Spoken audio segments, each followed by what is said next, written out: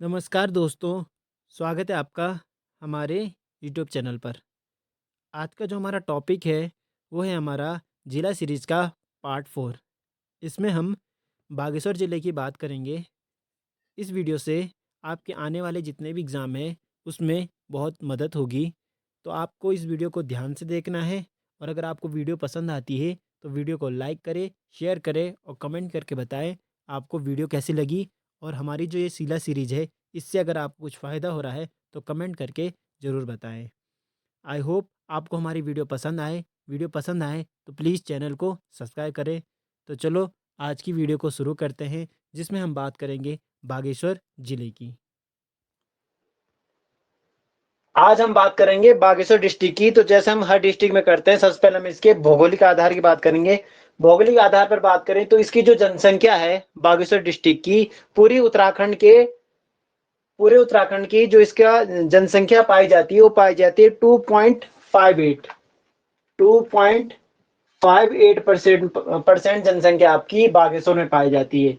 यानी पूरे उत्तराखंड की 2.58% जनसंख्या कहाँ पाई जाती है? आपकी बागेश्वर में पाई जाती है। और जनसंख्या में लास्ट से तीसरे नंबर पे है ये, लास्ट से तीसरे नंबर, यानी कमी के आधार पर तीसरे नंबर पे आपका बागेश्वर। जनसंख्या के हिसाब से कमी के आधार पर तीसरे नंबर पे आपका बागेश्वर। अगर आपसे पूछे बागेश्वर तीसरे नंबर पे है, तो पहले और दूसरे नंबर पे कौन है? तो पहले नंबर पे आपका रुद्रप्रयाग है, दूसरे नंबर पे आपका चंपावत है और तीसरे नंबर पे आपका बागेश्वर है, जनसंख्या के हिसाब से कमी के आधार पर। सबसे कम है आपका रुद्रप्रयाग में, फिर चंपावत, फिर तीसरे नंबर पे आपका बागेश्वर, कमी के आधार पर। अगर क्षेत्रफल की बात करें तो इसका जो क्षेत्रफल है वो है आपका 2246 वर्ग किलोमीटर। 2246 वर्ग किलोमीटर, यानी इसका जो क्षेत्रफल है वो है आपका 2246 वर्ग किलोमीटर। और क्षेत्रफल के हिसाब से भी ये तीसरे नंबर पे है, कमी में। क्षेत्रफल के हिसाब से भी कमी में तीसरे नंबर पे है, जनसंख्या के हिसाब से भी कमी में तीसरे नंबर पर, और क्षेत्रफल के हिसाब से भी कमी में आपके तीसरे नंबर पर है। सबसे कम क्षेत्रफल वाला जिला है आपका रुद्रप्रयाग, और उसके बाद है आपका सबसे कम चंपावत में, सॉरी, सबसे कम पे है, फर्स्ट पे है चंपावत, सेकंड पे आपका रुद्रप्रयाग, और थर्ड पे है आपका बागेश्वर। ये कम के हिसाब से, यानी क्षेत्रफल किसका कम है, तो सबसे कम है आपका चंपावत में, फिर रुद्रप्रयाग में, फिर है बागेश्वर में। तो ये दोनों चीज ध्यान रखना, क्षेत्रफल के हिसाब से ये तीसरे नंबर पे है और जनसंख्या के हिसाब से भी कमी में तीसरे नंबर पर है। तो ये तो इसका क्षेत्रफल और जनसंख्या। अगर घनत्व की बात करें तो इसका जो घनत्व है आपका 116, किलोमीटर एरिया में 116 लोग निवास करते हैं। ये लिंगानुपात की बात करें तो इसका जो लिंगानुपात है वो है आपका 1090। 1090 इसका क्या है? लिंगानुपात है। काफी अच्छा लिंगानुपात है, 1090। साक्षरता की बात करें तो इसकी साक्षरता है 80.01%। टोटल साक्षरता है 80.01%। अगर पुरुष साक्षरता की बात करें कि बागेश्वर की पुरुष साक्षरता कितनी है, तो आपकी 92.33%।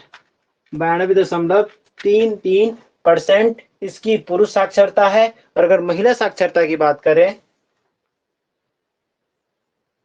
तो इसकी जो महिला साक्षरता है वो है आपकी 69.03%। 69.03%। टोटल साक्षरता 80.01%, पुरुष साक्षरता 92.33%, महिला साक्षरता 69.03%। ये इसकी साक्षरता होगी। जो मैंने आपको लिंग अनुपात बताया, ये इसका टोटल लिंग अनुपात है 1090। अगर शिशु लिंग अनुपात की बात करें, शिशु लिंग अनुपात यानी 0 से 6 के बीच की बात करें, तो इसका जो शिशु लिंग अनुपात है वो है आपका 904। टोटल लिंग अनुपात तो अच्छा है यहाँ का, लेकिन जो शिशु लिंग अनुपात है वो थोड़ा खराब है आपका। तो टोटल लिंग अनुपात 1090 और शिशु लिंग अनुपात इसका 904। अब बात करें नेक्स्ट इसकी जो 10 की वृद्धि है, तो इसकी 10 की वृद्धि रही आपकी 4.18%। यानी पिछले 10 साल के मुकाबले इस 10 साल में जो इसकी वृद्धि हुई थी वो हुई थी कि 4.18% इसकी 10 की वृद्धि है। अगर इसके विधानसभा की सीटों की बात करें तो यहाँ पर 2 विधानसभा की सीटें हैं, 6 तहसील हैं तथा 3 ब्लॉक हैं। तो विधानसभा की 2 सीटें, तहसील 6, ब्लॉक 3। अब बात करते हैं इसकी जो पड़ोसी जिलों से सीमा लगती है। आपका ये जो बागेश्वर है, ये एक आपका आंतरिक जिला है। आंतरिक जिला यानी जिसकी सीमाएं केवल अपने ही राज्य के जिलों से लगती है, बाहरी किसी न देश से लगती है, न किसी राज्य से लगती है। तो ये आपका एक आंतरिक जिला है। उत्तराखंड के 4 आंतरिक जिले हैं, जिसमें 2 कुमाऊं के हैं, 2 गढ़वाल के हैं। तो 2 जो कुमाऊं के, उसमें से एक है आपका बागेश्वर, एक है आपका अल्मोड़ा। तो बागेश्वर है जो एक आपका आंतरिक जिला है, इसकी 3 जिलों से सीमा लगती है। एक लगती है आपकी चमोली से, दूसरी लगती है पिथौरागढ़ से, और तीसरी लगती है इसकी अल्मोड़ा से। 3 जिलों से बागेश्वर की सीमा लगती है। चमोली, पिथौरागढ़ और अल्मोड़ा, इन 3 जिलों से इसकी क्या लगती है, सीमा लगती है। तो ये तो हो गया इसका भौगोलिक आधार पर हम अगर बागेश्वर की बात करें तो ये इसके इंपॉर्टेंट फैक्ट है। इसमें इंपॉर्टेंट एक ये क्षेत्रफल वाला है, जनसंख्या वाला हो गया, और एक इसका पड़ोसी जिलों वाला होगा, क्योंकि एक आंतरिक जिला है तो बाई चांस पूछ सकता है कि निम्नलिखित में से आंतरिक जिला कौन सा है। तो ये इसके इंपॉर्टेंट फैक्ट हो गए किसके, बागेश्वर के, जो इसकी भौगोलिक आधार पर हो गई। अब इसकी थोड़ा इतिहास की बात करें कि हमारा जो बागेश्वर जिला है उसका इतिहास क्या है। बागेश्वर जिले की बात करें तो 1997 में बागेश्वर को बनाया गया जिला। 1997 में इसे बनाया गया जिला। और बागेश्वर को जिला बनाया गया, तो बागेश्वर को जिला बनने से पहले जो बागेश्वर था, ये था आपका अल्मोड़ा का एक तहसील। यानी बागेश्वर जिला बनने से पहले क्या था, आपका अल्मोड़ा का तहसील। तो पूछ सकता है कि बागेश्वर को किससे अलग करके जिला बनाया गया, तो आप ध्यान रखना अल्मोड़ा को। ये बागेश्वर पहले क्या था, आपका अल्मोड़ा का एक जिला था, और 1997 में इसे जिला बनाया गया आपके बागेश्वर को। अगर बागेश्वर की बात करें तो बागेश्वर आपका गोमती और सरयू नदी के संगम पर है। 2 नदी है आपकी, गोमती प्लस सरयू नदी के संगम पर है आपका बागेश्वर। जो आपका जिला मुख्यालय बागेश्वर, वो आपका गोमती और सरयू नदी के संगम पर स्थित है आपका बागेश्वर। साथ में ये बागेश्वर 2 पर्वतों से घिरा है। इसके पश्चिम में है नीलेश्वर, बागेश्वर के पश्चिम में है नीलेश्वर पर्वत, और पूर्व में है इसके भीलेश्वर पर्वत। ध्यान रखना, पश्चिम में नीलेश्वर पर्वत और पूर्व में है इसका भीलेश्वर पर्वत। इन 2 पर्वतों के बीच में घिरा है आपका बागेश्वर। और इसके उत्तर में है आपका सूर्यकुंड, और दक्षिण में इसका अग्निकुंड। ये भी ध्यान रखना, दक्षिण में इसका अग्निकुंड, उत्तर में सूर्यकुंड और दक्षिण में इसका अग्निकुंड। तो ये बागेश्वर के आसपास की जो फेमस स्थल हो गए, या फिर बागेश्वर के आसपास क्या क्या चीजें हैं, तो ये आपका हो गया गोमती और सरयू नदी के संगम पर है। पश्चिम में है नीलेश्वर पर्वत, पूर्व में है भीलेश्वर पर्वत, और उत्तर में है सूर्यकुंड, और दक्षिण में आपका अग्निकुंड इस बागेश्वर के आसपास। मानस खंड में एक पर्वत का उल्लेख मिला है जिसका नाम है नीलगिरी। मानस खंड एक स्थान का उल्लेख मिला है जिसका नाम है नीलगिरी। और इस नीलगिरी का जो कहा जाता है, ये जो नीलगिरी है मानस खंड में, वही नीलगिरी आपका वर्तमान का बागेश्वर है। यही जो नीलगिरी है आपका, नीलगिरी जिसका वर्णन मानस खंड में मिलता है, वही नीलगिरी वर्तमान का क्या है, बागेश्वर में है। और ये जो नीलगिरी है आपकी 2 नदियों के संगम पर है। वही 2 नदियां जो बागेश्वर के पास है, कौन कौन सी हो गई, गोमती और सरयू। इन्हीं 2 नदियों के संगम पर पे था आपका ये नीलगिरी पर्वत। और मानस खंड के अनुसार शिव भगवान के एक गण हुए चांडीस गण। ये सारी मानस खंड के अनुसार बात चल रही है। मानस खंड के अनुसार शिव गण हुए एक चांडीस, उसने इस क्षेत्र का निर्माण कराया। और इस क्षेत्र को कहा था उसने महाक्षेत्र। मानस खंड के अनुसार चांडिस नामक शिवगण ने इस क्षेत्र का निर्माण करा और इस क्षेत्र को कहा उसने महाक्षेत्र। और कहा जाता है इस महाक्षेत्र में शिव भगवान और पार्वती जी का भी आगमन हुआ था, क्योंकि इसका जो निर्माण कराया था एक शिवगण ने ही कराया था जिसका नाम था चांडिस। और यही आपका क्या कहलाया था बाद में, महाक्षेत्र कहलाया गया था। और इस महाक्षेत्र को बाद में क्या कहा गया, वाराणसी भी कहा गया। इसी महाक्षेत्र को बाद में क्या कहा गया, वाराणसी कहा गया। और यही वाराणसी में क्या हुआ था, आपके शिव और पार्वती जी का आगमन हुआ था। और ये आपका जो ये क्या बोलते हैं इसके लिए, सरयू और गोमती है मानस खंड में। इस सरयू और गोमती को जो कहा गया है, मानस खंड में सरयू को कहा गया है गंगा। पेपर में आया था एक बार, मानस खंड में सरयू को कहा गया है गंगा और गोमती को कहा गया है यमुना। ये भी ध्यान रखना, मानस खंड में सरयू को कहा गया है गंगा और गोमती को कहा गया है यमुना। इस प्रकार से इनका उल्लेख मिलता है। इनका जो नाम है मानस खंड में सरयू और गोमती नहीं मिलता है, इनका नाम मानस खंड में गंगा और यमुना ही मिलता है, लेकिन एक्चुअल में है क्या है, सरयू और गोमती है।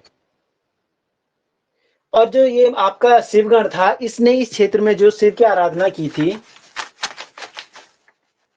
इस महाक्षेत्र में जो इस शिवगण ने बनाया था, इस शिवगण ने इस क्षेत्र में जो शिव भगवान की आराधना की थी वो वाणीश्वर के नाम से आराधना की थी।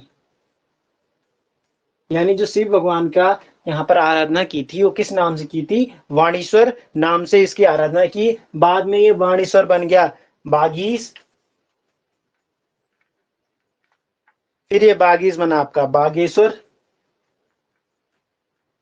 और अभी वर्तमान का जो बागनाथ मंदिर है वही आपका यही है, बागनाथ, वो आपका यही है।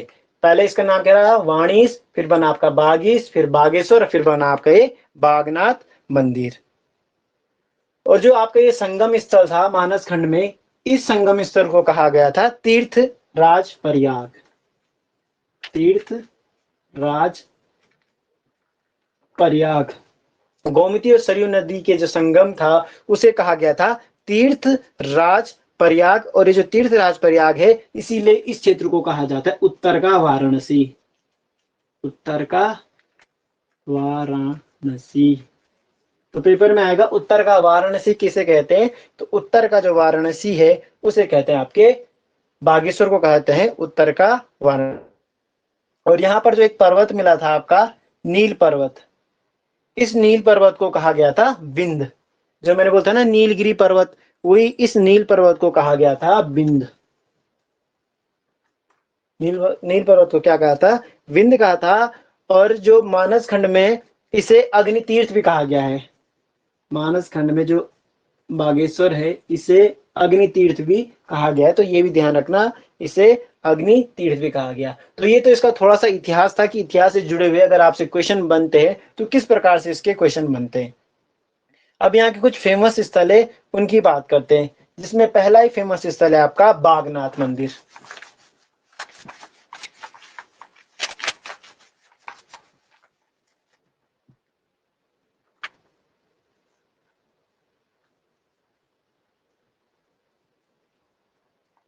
बागनाथ मंदिर। बागनाथ मंदिर की बात करें तो ये जो बागनाथ मंदिर है आपका, ये आपका सरयू और गोमती नदी के संगम पर है। जहां पर आपका बागेश्वर है वहीं पर है, बागेश्वर के मुख्यालय में ही आपका बागनाथ मंदिर। इसलिए ये भी किस नदी के तट पर है, सरयू और गोमती। सरयू और गोमती नदी के संगम पर स्थित है आपका बागेश्वर मंदिर। कहा जाता है कि 19वीं सदी जिस समय चली थी उस समय कत्यूरी शासक हुए आपके भूदेव। कत्यूरी शासक हुए भूदेव, उसने व्याघ्रेश्वर मंदिर का निर्माण करा, बाद में यही बना आपका बागनाथ। तो कत्यूरी शासक है, शासक भूदेव, उसने निर्माण कराया व्याघ्रेश्वर मंदिर का। व्याघ्रेश्वर मंदिर का निर्माण कराया था। और यहाँ पर आपके जो भूदेव है इसका एक प्रशस्त शिलालेख मिलता है, यानी एक शिला पर इसके बारे में लिखा हुआ मिलता है, कहाँ, बागनाथ मंदिर में। तो पेपर में पूछ सकता है किस शासक का नाम बागनाथ मंदिर से मिलता है। फिर किस शासक का शिलालेख बागनाथ मंदिर से मिला? तो आपको मिला है कत्यूरी शासक भूदेव का। बाद में जो बागनाथ मंदिर है इसका जो निर्माण हुआ, या इसे हम पुनर्निर्माण भी कर सकते हैं, ये 1602 में किया लक्ष्मी चंद ने। चंद शासक थे लक्ष्मी चंद। लक्ष्मी चंद ने इसका क्या कराया? पुनर्निर्माण कराया 1602 में। किस मंदिर का? बागनाथ मंदिर का। तो पूछ सकता है बागनाथ मंदिर का पुनर्निर्माण किस चंदवंशी शासक ने किया? तो वो थे आपके लक्ष्मी चंद जी। तो एक तो यहाँ का बागनाथ मंदिर फेमस है, दूसरा आपका बैजनाथ। बागनाथ के बाद दूसरा जो है आपका बैजनाथ। बैजनाथ मंदिर की बात करें तो ये बैजनाथ मंदिर आपकी गोमती और गरुड़ गंगा के संगम पर है।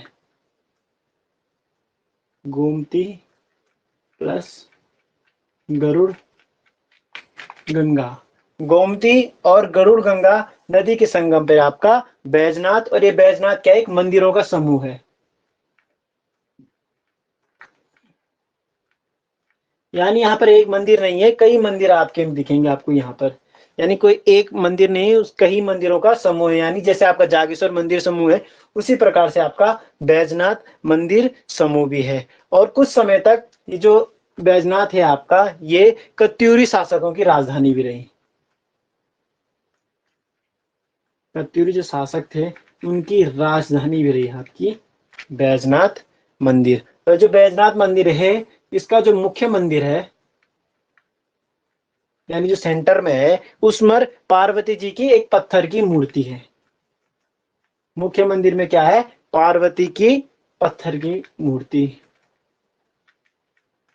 पार्वती माता की पत्थर की मूर्ति है आपकी। और इसका जो पुनर्निर्माण हुआ, यानी इसके निर्माण की तो कोई स्पष्ट जानकारी नहीं मिलती, लेकिन इसके पुनर्निर्माण की बात करें तो कत्यूरी और चंद शासकों ने इसका निर्माण कराया था, पुनर्निर्माण कराया था। कत्यूरी प्लस चंद शासकों द्वारा इस बैजनाथ मंदिर का क्या कराया गया था? पुनर्निर्माण कराया गया था। तो ये रहा आपका बैजनाथ मंदिर, जो कि आपका गोमती और गरुड़ गंगा के संगम पर है। ये एक मंदिरों का समूह है। कत्यूरी शासकों की क्या रही थी? कुछ समय तक कत्यूरी शासकों की राजधानी रही थी। इस बैजनाथ जो मंदिर है, इसमें जो मुख्य मंदिर है वहां पर पार्वती के पत्थर की एक मूर्ति है। साथ में इसका जो पुनर्निर्माण है कत्यूरी और चंद शासकों द्वारा इसका पुनर्निर्माण कराया गया था। तो ये था आपका बैजनाथ मंदिर। अब अगला जो बागेश्वर का फेमस स्थल है वो है आपका कौसानी, जिससे अक्सर पेपर में क्वेश्चन बनते हैं कौसानी से।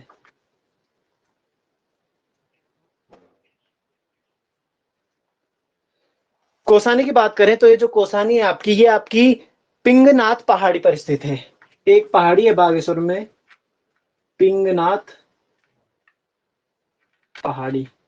तो बाग कौसानी आपका स्थित है पिंगनाथ पहाड़ी पर। और इस कौसानी का जो पुराना नाम था वो था आपका बलना।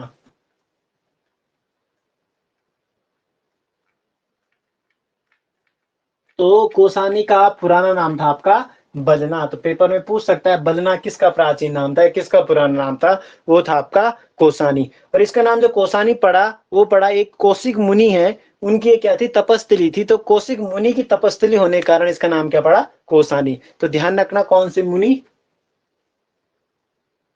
कौशिक मुनि। कौशिक मुनि की तपस्थली होने के कारण इसका नाम क्या पड़ा? कौसानी पड़ा। और कहा जाता है यहाँ पर ये कौसानी क्यों फेमस हुआ? यहाँ पर 1929 में गांधी जी आए और लगभग 14 दिनों तक यहाँ रहे। गांधी जी 1929 में आए आपके कौसानी, और 14 दिनों तक आपके कौसानी में रहे गांधी जी। और यहाँ पर इन्होंने एक अनासक्ति आश्रम, जहां पर गांधी जी रहे वहां पर क्या किया इन्होंने? एक अनासक्ति टीका लिखा और वहीं पर बनाया आपका एक अनासक्ति आश्रम। जहां पर गांधी जी आए वहीं पर बना आपका अनासक्ति। जिन 14 दिनों तक गांधी जी कौसानी के जिस स्थल पर रहे उसे कहना जाने लगा अनासक्ति आश्रम। और यहीं पर अनासक्ति आश्रम में गांधी जी ने कुछ यंग इंडिया के लेख लिखे। गांधी जी के एक अखबार है यंग इंडिया, इसमें गांधी जी ने कुछ लेख लिखे। और उस लेख में गांधी जी ने जब यहाँ लेख लिखा तो यंग इंडिया के लेख में गांधी जी ने कौसानी को क्या कहा? भारत का स्विट्जरलैंड कहा। कौसानी को यंग इंडिया में महात्मा गांधी जी ने क्या कहा, भारत का स्विट्जरलैंड, ये भी ध्यान रखना। तो किस लेख में गांधी जी ने कोसानी को भारत का स्विट्जरलैंड कहा, यंग इंडिया के लेख में। कितने दिनों तक रहे, 14 दिनों तक। कब आए, 1929 में आए आपका। और ये जो कोसानी है आपका, ये फेमस है आपके चाय बागान के लिए। यहाँ पर चाय के बहुत अच्छे बागान मिलते हैं, तो ये आपका चाय बागान के लिए फेमस है आपका कोसानी। और यहाँ पर एक विशेष प्रकार की चाय मिलती है, उसका नाम है गिरियसन चाय, गिरियस चाय। तो एक विशेष प्रकार की चाय मिलती है आपकी गिरियस चाय, उसके लिए भी कोसानी आपका फेमस है। और यही कोसानी में आपकी एक गांधी जी की शिष्या हुई, सरला बहन, सरला बहन। इन्हीं सरला बहन ने कोसानी में क्या करा, लक्ष्मी आश्रम की स्थापना की, लक्ष्मी आश्रम। इस लक्ष्मी आश्रम में जो महिलाएं थी उन्हें आजादी के लिए प्रेरित किया जाता है। तो गांधी जी की एक शिष्य हुई सरला बहन, जिनका वास्तविक नाम था मिस कैथरीन हेलामाइन। अंग्रेज थी, लेकिन ये बाद में जब गांधी जी की शिष्य बनी तो गांधी जी ने इनका नाम क्या रखा, सरला बहन रखा। और ये इन्होंने ही यहाँ पर क्या करा, एक लक्ष्मी आश्रम की स्थापना की, जिसकी स्थापना की उन्होंने 1941 में। ध्यान रखना, लक्ष्मी आश्रम की स्थापना कब की इन्होंने, 1941 में। और ये जो आपका कोसानी है, ये आपका सुमित्रा नंदन पंत जी हैं, उनकी जन्म स्थली भी है। सुमित्रा नंदन पंत जी की जन्म स्थली भी है आपकी कोसानी। तो पेपर में पूछ सकता है कि सुमित्रा नंदन पंत जी की जन्म स्थली कौन सी है, कोसानी है। इसी कोसानी के पास आपका पिनकेश्वर महादेव तथा बुरा पीनाथ का मंदिर भी है। तो दो स्थल और फेमस है आपके कोसानी के, वो है आपका पिनकेश्वर पिनकेश्वर महादेव मंदिर, और एक दूसरा है बुरा पीनाथ मंदिर, पीनाथ मंदिर। ये भी कहाँ स्थित है, आपके कोसानी में ही स्थित है। तो ये कोसानी है, काफी इंपॉर्टेंट है आपका, बागेश्वर में स्थित कोसानी पिंगलनाथ पहाड़ी पर स्थित है। इसका प्राचीन नाम बलना था। कौशिक मुनि के तपस्वी होने का नाम, इसका नाम कोसानी पड़ी। 1929 में गांधी जी यहाँ आए। गांधी जब यहाँ आए, उन्होंने यहाँ पर 14 दिन तक रखा। जहाँ गांधी जी रहे उसका नाम अनासक्ति आश्रम पड़ा। वहीं पर उन्होंने यंग इंडिया के एक लेख में कोसानी को भारत का स्विट्जरलैंड कहा। ये चाय बागान के लिए फेमस है, गिरेसन नाम की चाय यहाँ पर प्रसिद्ध है। फिर ये गांधी जी की एक शिष्य हुई सरला बहन, इन्होंने यहाँ पर लक्ष्मी आश्रम की 1941 में स्थापना की। कोसानी ही आपकी सुमित्रा नंदन पंत जी की जन्म स्थली भी रहे। पिनकेश्वर महादेव बुरा पीनाथ मंदिर भी आपका कोसानी के पास ही स्थित है। तो ये आपकी कोसानी के इंपॉर्टेंट फैक्ट हो गए। अब अगले जो बात करेंगे हम बागेश्वर की, वो करेंगे बागेश्वर के प्रमुख ग्लेशियरों की, यानी जो बागेश्वर में स्थित ग्लेशियर है उनकी बात करेंगे। ग्लेशियरों में जो पहला ग्लेशियर और इंपॉर्टेंट ग्लेशियर है वो है आपका पिंडारी ग्लेशियर। पिंडारी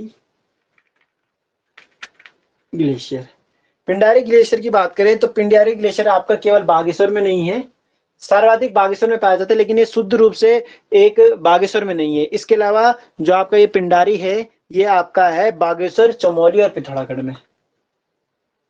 बागेश्वर, चमोली और थोड़ा बहुत इसका पिथौरागढ़ में है। ज्यादा भाग इसका बागेश्वर और चमोली में है, लेकिन कुछ भाग इसका पिथौरागढ़ में भी है। तो बाई चांस ऑप्शन में पिथौरागढ़ न हो तो आपको ये दोनों ध्यान रखना है, बागेश्वर और चमोली में आपका पिंडारी ग्लेशियर। ये जो पिंडारी ग्लेशियर है आपका, ये नंदा देवी, नंदाकोट और नंदा खाड़ जो पर्वत है उनके मध्य स्थित है। नंदा देवी, नंदाकोट और नंदा खाड़ पर्वतों के मध्य स्थित है आपका पिंडारी ग्लेशियर। इसकी लंबाई की बात करें तो इसकी जो लंबाई है वो है आपकी 30 किलोमीटर, 30 किलोमीटर लंबा है। अगर चौड़ाई की बात करें तो लगभग 300 से 400, 300 से 400 मीटर क्या है, ये चौड़ा है। लंबा 300 किलोमीटर, लंबा 30 किलोमीटर और चौड़ा 300 से 400 मीटर है। और अगर बात करें जो इसका सबसे इंपॉर्टेंट फैक्ट है, तो उत्तराखंड का दूसरा सबसे बड़ा ग्लेशियर है, दूसरा सबसे बड़ा ग्लेशियर है आपका पिंडारी ग्लेशियर। उत्तराखंड का सबसे बड़ा ग्लेशियर है आपका गंगोत्री ग्लेशियर, लेकिन जो दूसरा सबसे बड़ा ग्लेशियर है वो है आपका पिंडारी ग्लेशियर। और यही पिंडारी ग्लेशियर आपके ब्रह्म कमल भी पाए जाते हैं। ब्रह्म कमल, तो ब्रह्म कमल के लिए भी फेमस है आपका पिंडारी ग्लेशियर। और पिंडारी ग्लेशियर से एक नदी निकलती है पिंडर नदी। पिंडारी ग्लेशियर से निकलती है पिंडर नदी, जो बाद में कर्णप्रयाग में मिल जाती है अलकनंदा में। पिंडारी नदी कर्णप्रयाग पे मिल जाती है अलकनंदा में। कर्णप्रयाग में मिल जाती है अलकनंदा में। कौन सी नदी? पिंडारी नदी।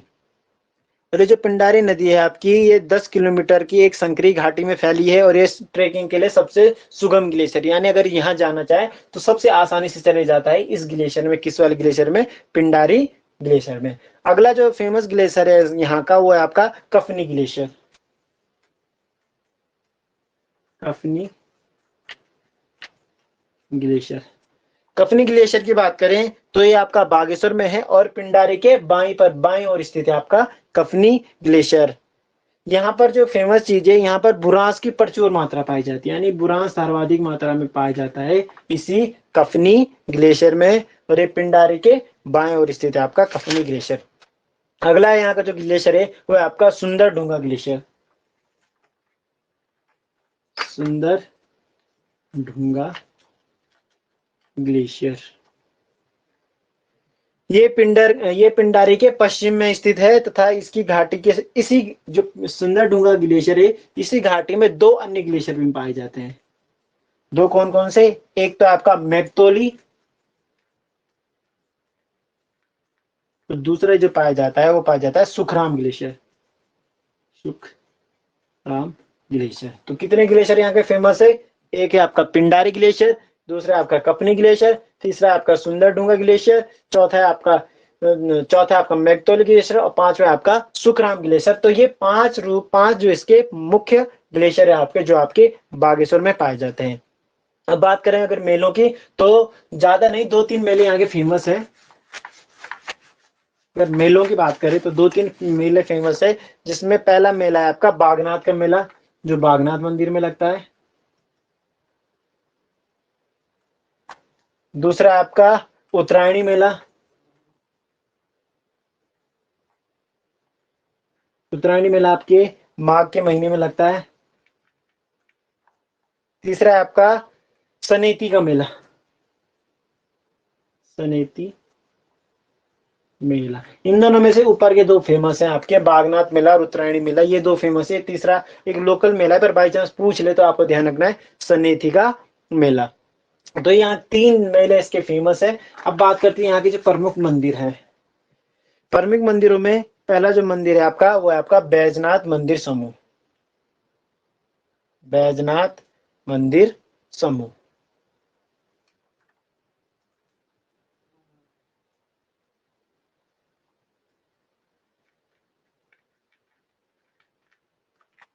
बैजनाथ मंदिर समूह की बात करें तो इस बैजनाथ मंदिर समूह को एक अन्य नाम में है, वो है आपका तोलिया हाट मंदिर समूह। अन्य नाम इसका लिखो, तोलिया हाट, तोली हाट मंदिर समूह, तोली हाट मंदिर समूह, ध्यान रखना।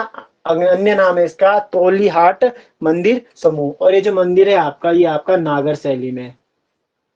कल मैंने एक वीडियो डाली है यूट्यूब पर उत्तराखंड, कल क्यों, आज दिन में डाली है लगभग। तो उत्तराखंड के मंदिर समूह से लेकर एक वीडियो डाली मैंने, उसमें मैंने उत्तराखंड के जितने प्रमुख मंदिर है उनकी शैलियों की बात की। तो उसमें एक जो मंदिर है आपका बागेश्वर या फिर बैजनाथ मंदिर, इसकी जो शैली है वो है आपकी नागर शैली। तो ये भी ध्यान रखना, बैजनाथ मंदिर की कौन सी शैली है? नागर शैली। और इसके अगर निर्माण की बात करें तो बात कहा जाता है कि कत्यूरी शासकों द्वारा निर्माण किया है, और ये आपका है गोमती नदी के पास।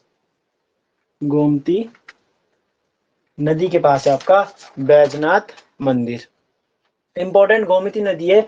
बार मैंने एक और नदी बताई थी आपकी, गरुड़ गंगा नदी भी, पर पेपर में अक्सर एक ही नदी आएगी, तो गोमती, अगर बाई चांस गोमती न हो तो ध्यान रखना अपना गरुड़ भी है, गरुड़ गंगा।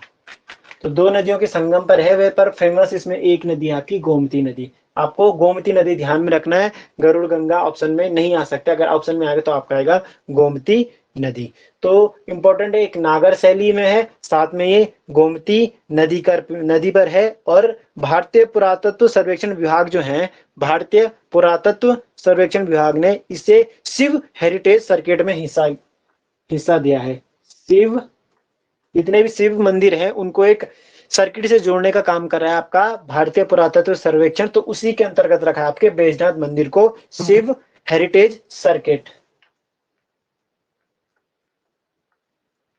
तो बाई चांस पूछ सकता है कि उत्तराखंड के किस मंदिर को भारतीय पुरातत्व विभाग ने शिव हेरिटेज सर्किट का हिस्सा बनाया है, तो बनाया आपके बैजनाथ मंदिर को। अगला जो यहाँ का मंदिर है, फेमस मंदिर, वो है आपका बागनाथ मंदिर, जो आपका जिले मुख्यालय में ही है, बागनाथ मंदिर। बागनाथ मंदिर की बात करें तो इसकी जो निर्माण शैली है वो भी नागर